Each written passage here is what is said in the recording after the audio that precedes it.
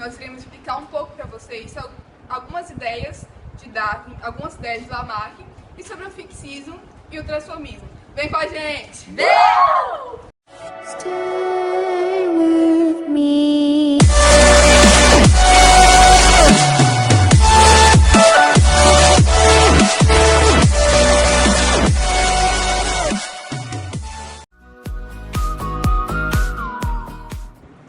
Bom, eu vou falar sobre o fixismo. Numa visão fixista, as espécies são unidades fixas e imutáveis, ou seja, admitiam que elas foram criadas por Deus e são assim até hoje, não aconteceu nenhuma transformação entre elas. Transformismo, conhecido atualmente como evolucionismo. Essa hipótese foi criada no século XVIII. E um detalhe, no mesmo século que o fixismo. A teoria admite que as espécies não são imutáveis, ou seja, elas sofrem modificação ao longo do tempo, mas só foi, vamos dizer, aprovada quando Darwin entrou na parada. Bem, eu vou falar sobre o Lamarckismo. Lamarckismo foi uma teoria proposta por um biólogo francês, Jean-Baptiste Lamarck, mais conhecido como Lamarck mesmo, colegagem assim. E essa teoria ela foi proposta no século XIX. Lamarck ele acreditava que as espécies, o organismo de cada espécie, ia mudar de acordo com o ambiente em que ela vivia. O organismo do ser ele ia se modificar para se adequar ao ambiente que ele estava vivendo. Vamos usar um exemplo rapidinho assim. Um sapinho verde, bonitinho, vive em uma mata toda verde, cheia de folhas verdes, e tá ali, ele se adequa muito bem àquele local, ele se camufla naquele local.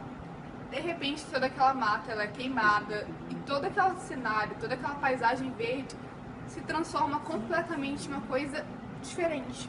Agora tá tudo marrom, tá tudo escuro. O sapinho, do nada, ele ia perceber que mudou o ambiente que ele estava vivendo, então o seu organismo ia se transformar para que ele pudesse mudar de um sapinho verde para um sapinho marrom, para que então ele se adequasse naquele local que ele estava vivendo atualmente. Falando isso hoje, a gente sabe que soa meio absurdo, soa meio estranho, mas naquele tempo foi uma descoberta incrível, foi um pensamento maravilhoso. Naquele tempo eles ainda não tinham a genética, então foi algo revolucionário, assim, digamos.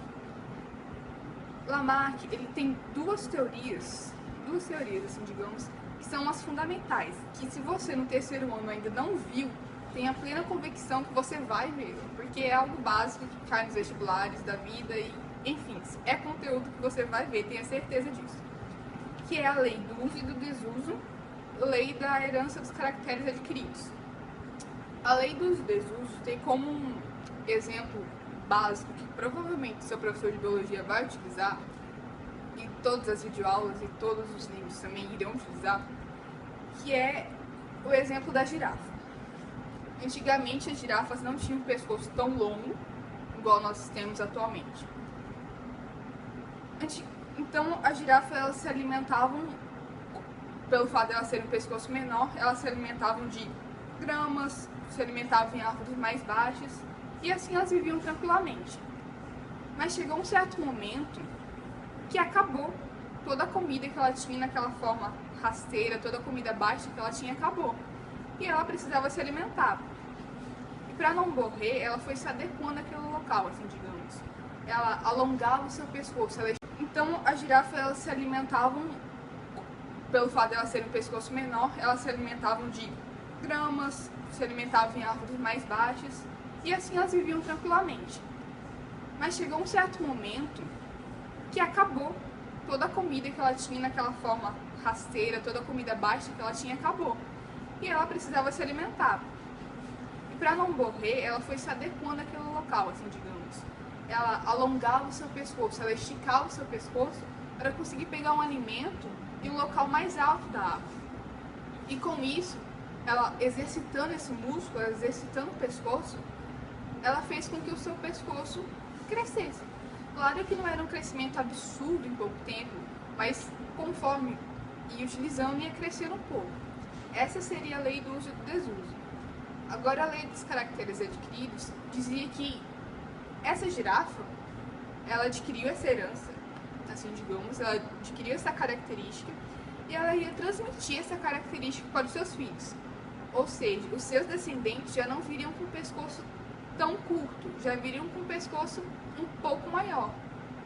E a gente sabe, falando isso, eu sei que soa muito absurdo, a gente sabe que não é assim.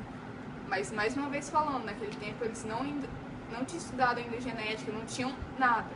Então foi algo que, por mais que parecesse absurdo, foi aceito pela sociedade. A gente sabe que não é assim que funciona, mas eram as teorias de Lamarck. E por mais que não estejam corretas, hoje a gente ainda estuda elas. Por quê? Porque foi a primeira teoria do transformismo, assim, digamos, foi a primeira teoria que veio contra o fixismo. Então, apesar de estar errada, é uma teoria ainda estudada porque foi a primeira. Aos 22 anos, Darwin, na sua fazenda, começou a perceber que os pássaros eram iguais e diferentes ao mesmo tempo. Então, ele fez uma viagem e começou a escrever um livro. Após a viagem, ele quis publicar seu livro por meio. No livro, fala sobre espécies iguais de pássaros, ou seja, com a mesma característica. Mas ele notou que tinha algumas coisas diferentes, ou seja, que era devido ao ambiente diferente em que viviam, então tinha que se adaptar.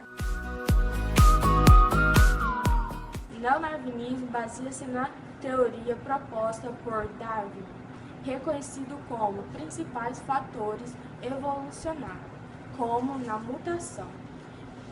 Darwin é reconhecido na mutação genética e a teoria da seleção natural.